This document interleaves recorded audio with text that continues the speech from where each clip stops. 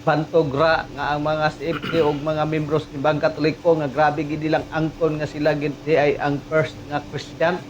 Kaya nga no, si Constantino man di ay ang ilang founder.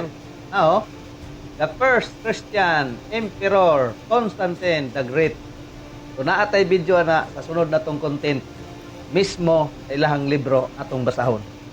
Dako gyud ang ako ang pagtuo nga daghang mga sakop sa Seventh-day Adventist nga mga professionals. And at the same time, kana nga mga professionals mas nakasabot sa dagan sa gitawag og Biblia kanhon og history kanhon nga kasaysayan sa unang mga Kristiyano for the first 300 years. Kini nga tong higala nga ato ang reaksyonan usa ni siya sa pinaka tawag ining known nga basher sa simbahang Katolika. Kay kung dili siya mohimog eksena nga sunugon ni ang ribulto, maghimo na siya og mga istorya nga dili haom sa iyahang gipresentar nga gitawag og dokumento or information o pareha ani. Ang gisulti si Constantino ang first Christian emperor. Kunya pagkahuman ang iyang conclusion si Constantino ang founder. Sus Ginoo ko in taon patudlo ra gud sa inyohang tawag ining mga teachers, ilabi na ka na sa mga Adventist college, kung tinuod pa yun, nga si Constantino, according sa history, siya ang founder sa Iglesia Katolika Apostolika Romana. Nga naman, magkauuwa maguna kaayo.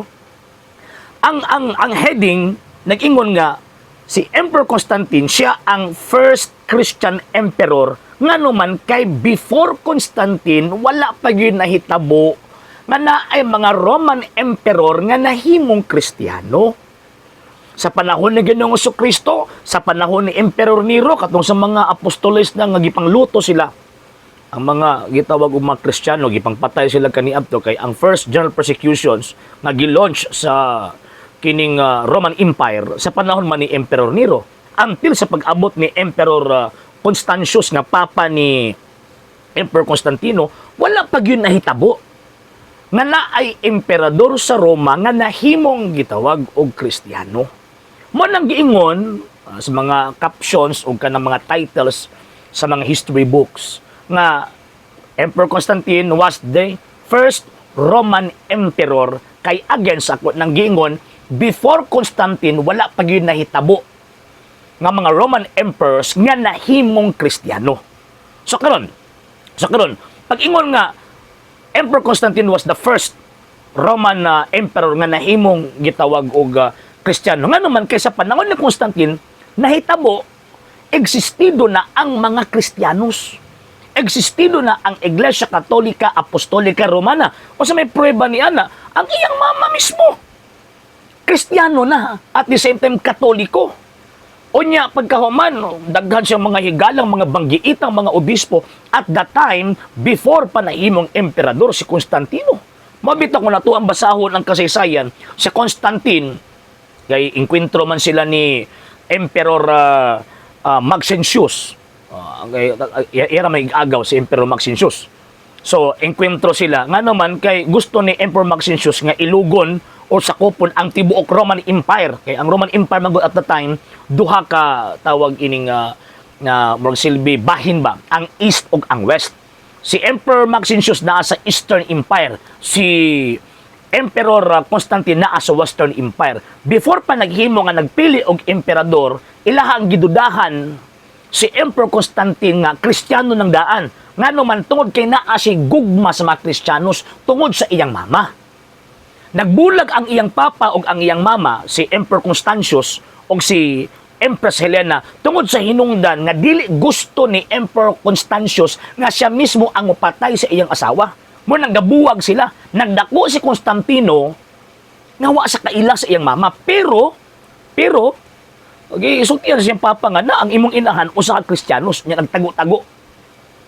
Again, sa panahon siyang mama, gilutos man ang gitawag og mga Kristiyanos. So, mao na nga imposible nga sa panahon ko sa tindiya pa nag-exist ang Iglesia Katolika, ngano man Katoliko nang daan si Reyna Elena. Og si Reyna Elena known nga saint santos sa Eastern churches. Ngano man kay kabalo sila nga before na himugso si Constantino naa na ang Catholic Church. Nya ingno nimo nga si Constantino founders Katoliko. Second point, iyahang hilabtan or gitouch niya ang history. O tanawa ha, kung tinuod yun sila nga magsulti sa tinuod, ilan maging gitouch ang history. Taga-ilog ko ninyo gisulti sa kasaysayan nga ang simbahang Katolika, ang Santa Iglesia Katolika Apostolika Romana gitukod ni Constantino. Loy, di ka makakita. Ang gisulti sa kasaysayan, klaro ang gisulti sa kasaysayan. Ang gisulti sa kasaysayan, mao nga si Constantino na-convert, kitawag pagka-Kristiyano, na-convert pagka-Katoliko, at the same time, kanang Iglesia Katolika Apostolika Romana, si Kristo gatukod ana.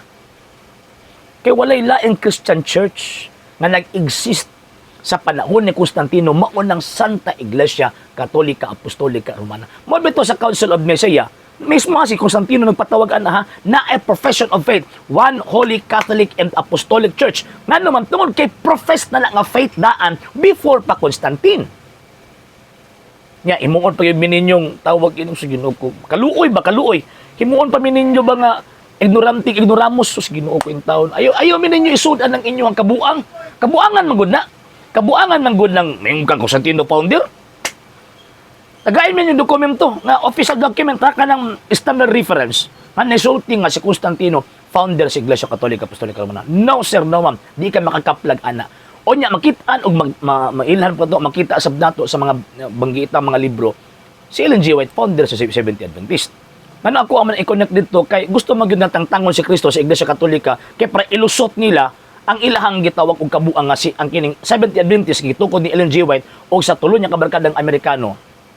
Mo ni ang tinuod nga iglesia. Dili na mao nang ayon may isod yung bulsa. Okay? Sa hindi pa po nakapag-follow sa mga pages po natin, i-follow niyo po yung mga pages po natin. RJ Horolanciano II TV Apolia Punto Argumento page, Kuya Apologies TV page, and RJ's Vlog 2022.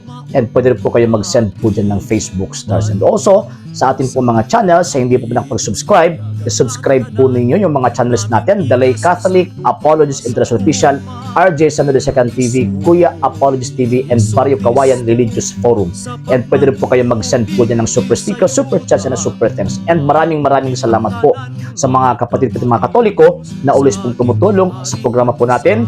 Maraming salamat po. Nang dahil po sa tulong at suporta po ninyo, ang programa po ito, until now, andito pa rin po sa social media. And until now din po, nangangailangan pa rin po tayo sa tulong at suporta po ninyo dahil wala po kami magagawa rito mga sir, mga ma'am, kung wala po yung tulong at suporta po ninyo. Sa gusto pong tumulong, sa gusto pong sumuporta, pwede po ninyong ipadala ang tulong at suporta po ninyo sa pamamagitan po ng ating mga account numbers dyan po sa ating pong screen. And pwede nyo po kaming i-message sa ating pong page kung via remittance po yung papadala po ninyo. Maraming salamat po in advance.